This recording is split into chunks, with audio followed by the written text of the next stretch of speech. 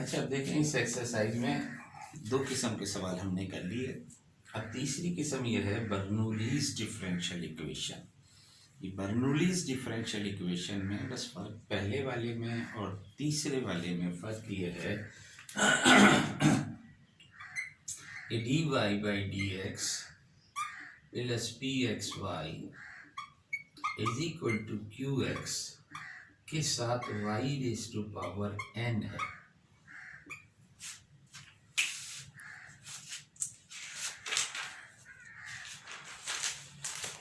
अब अगर इस किस्म का तो यानी यहाँ तक तो केस 1 है,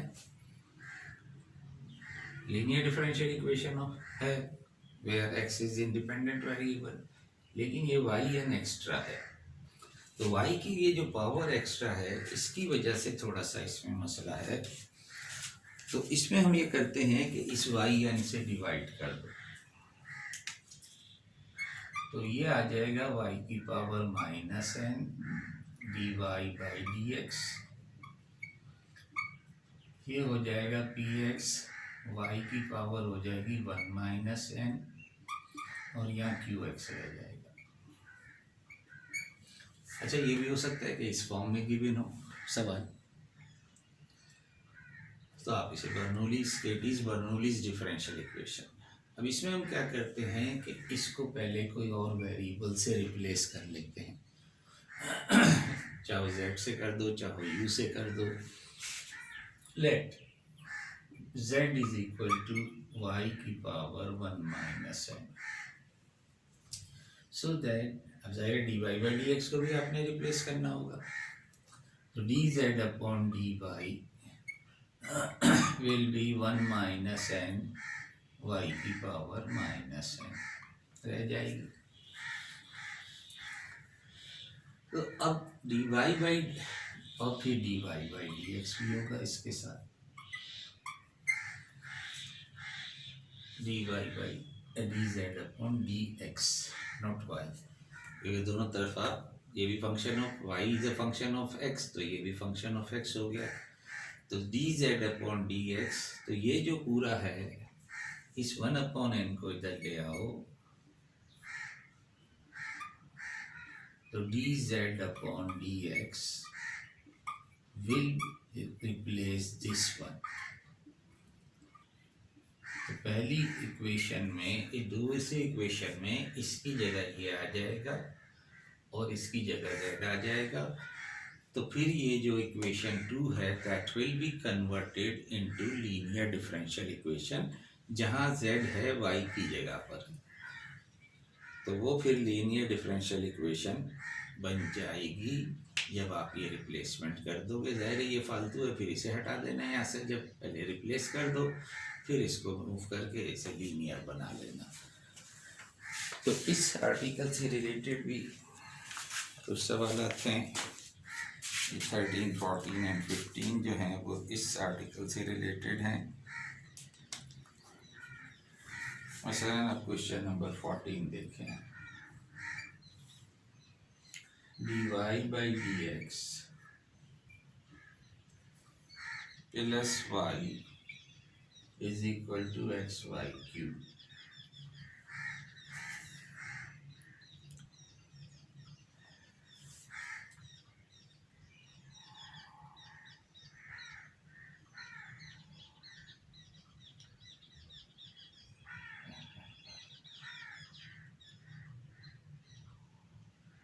मेरा ख्याल है इन्होंने, चलिए खैर कोई बात नहीं।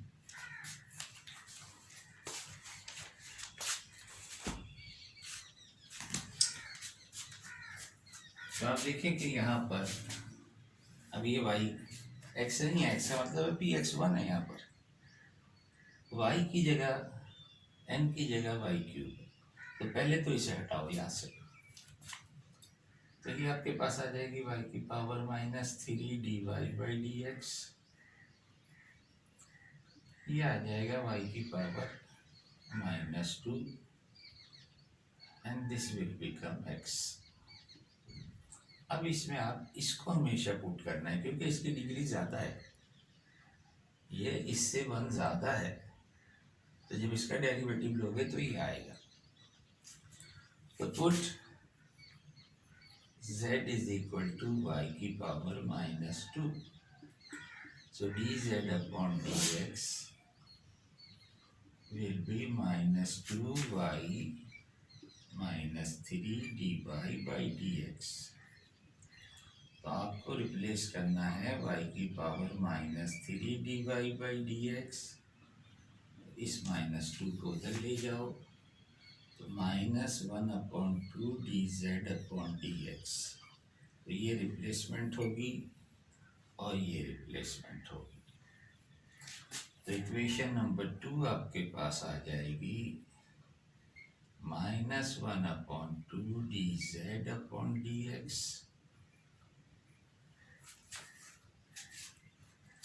Plus z is equal to x। इसको भी हटा दो यहाँ से, तो dz अपॉन dx -2 यहाँ आ जाएगा z के साथ, और जाहिर है -2 को हटाया है तो -2 यहाँ भी आ जाएगा x के साथ। Let me call equation 3। Now this is linear. अब यहाँ पर px जो है जस्ट -2 है, तो अब आप यहाँ लिख दें equation number 3 is the linear differential equation with x independent and z जो है अब वो डिपेंडेंट वेरिएबल है। तो हियर px इज -2, तो जब इसे इंटीग्रेट करोगे p dx तो -2x आ जाएगा।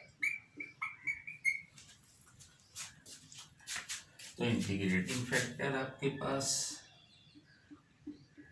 e raised to power -2x will be the integrating factor।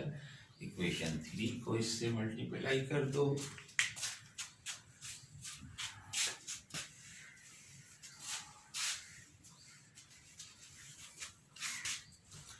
Multiply by equation 3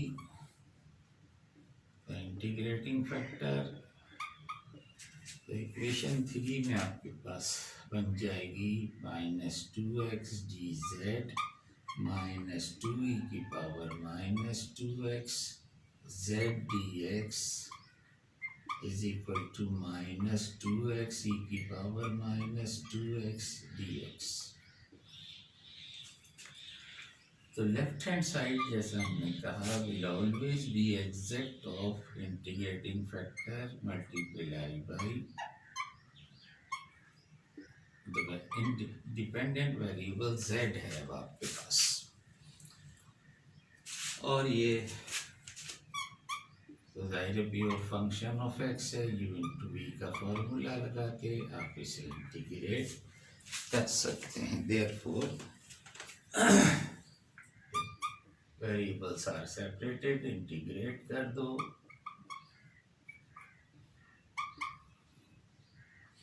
-2 को चाहो अंदर रखो चाहो बाहर निकाल दो,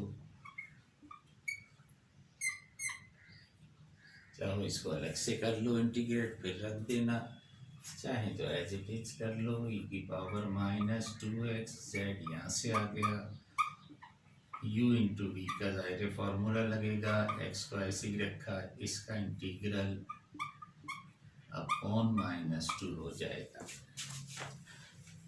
then minus derivative of x is 1 और अगेन इसका इंटीग्रल,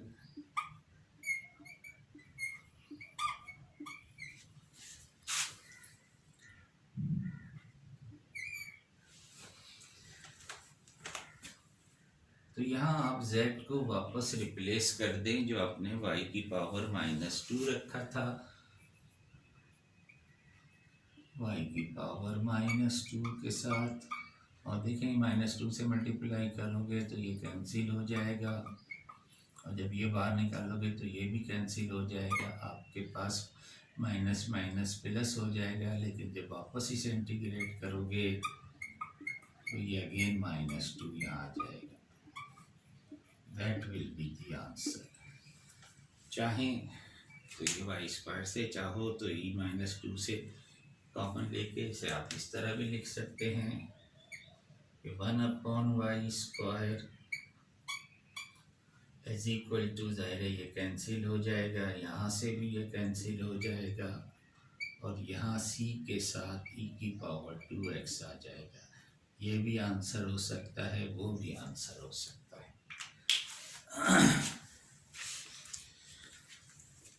तो बर्नौलीज़ के दो सवाल जो हैं वो फिर आप लोग ट्राई कर लें, और एक जो है अब हम सवाल कर लेते हैं इनिशियल वैल्यू प्रॉब्लम का, और फिर क्लास को ऑफ करेंगे। तो एक सवाल आखिरी सवाल, एक सवाल और कर लेते हैं। ये देखें question number 16, x² + 1 dy/dx + 4xy। अच्छा, ये अभी हमने किया है पीछे, यही था तकरीबन, यही था, लेकिन राइट साइड का थोड़ा फर्क है। यहाँ पर दिया हुआ है y2 = 1, ये कंडीशन दी हुई है। Let me call equation 1।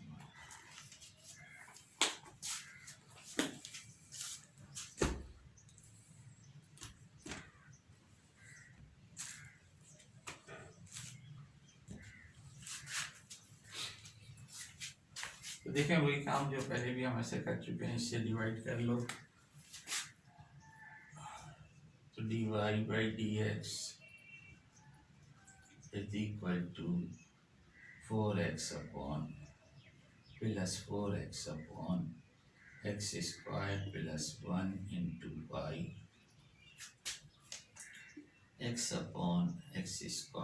1।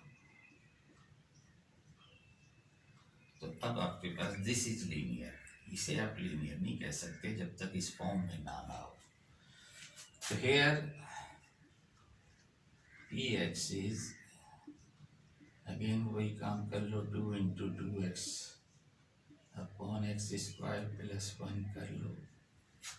तो इंटीग्रेट करोगे तो 2 को बाहर निकाल दो, इसका डेरिवेटिव ऊपर मौजूद है, तो अगेन ये आ जाएगा ln x² + 1 का होल स्क्वायर बन जाएगा।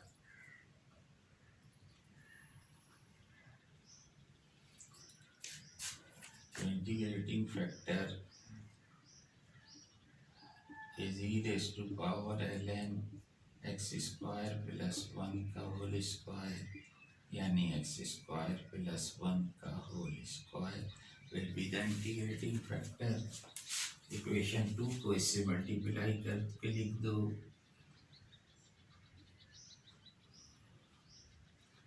तो 1 + x² + 1 का होल स्क्वायर dx को हटा रहा हूँ मैं यहाँ से। तो आप देखें, आप एक पावर कैंसिल हो जाएगी, 4x के साथ एक पावर आ जाएगी,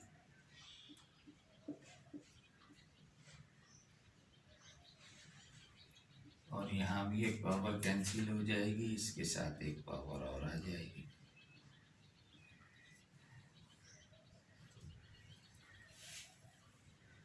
अब चाहो तो इसे होल स्क्वायर की फॉर्म में, ये तो जाहिर है कि एग्जैक्ट बन जाएगा। Left hand side will be exact of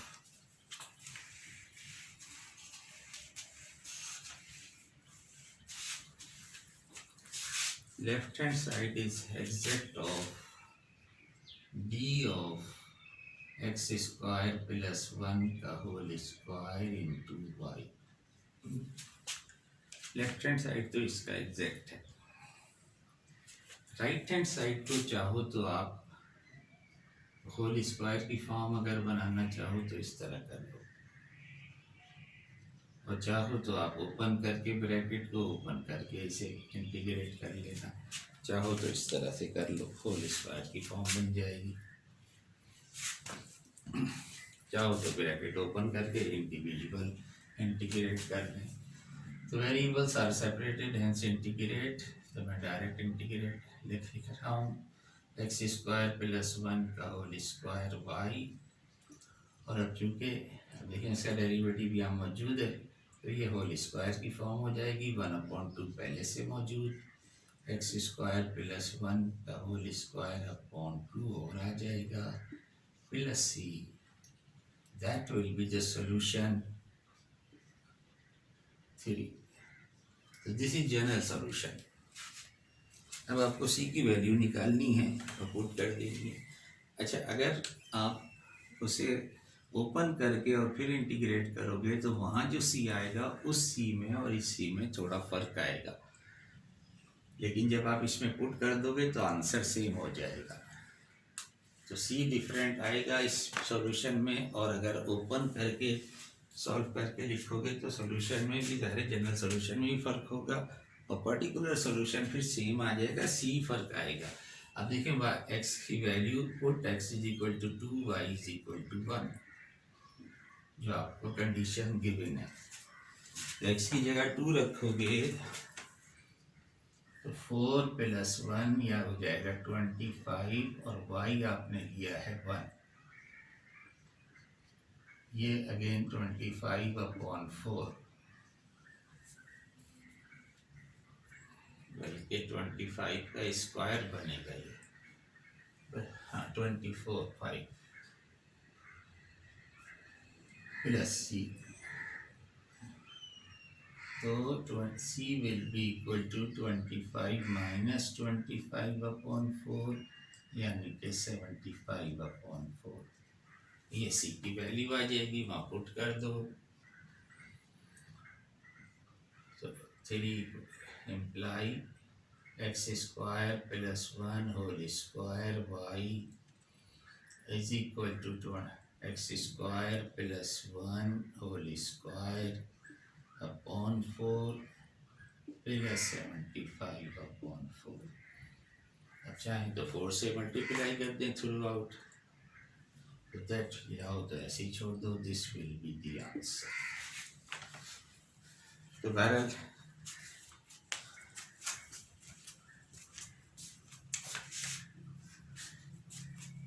तो यहाँ पर ये एक्सरसाइज हम खत्म करते हैं।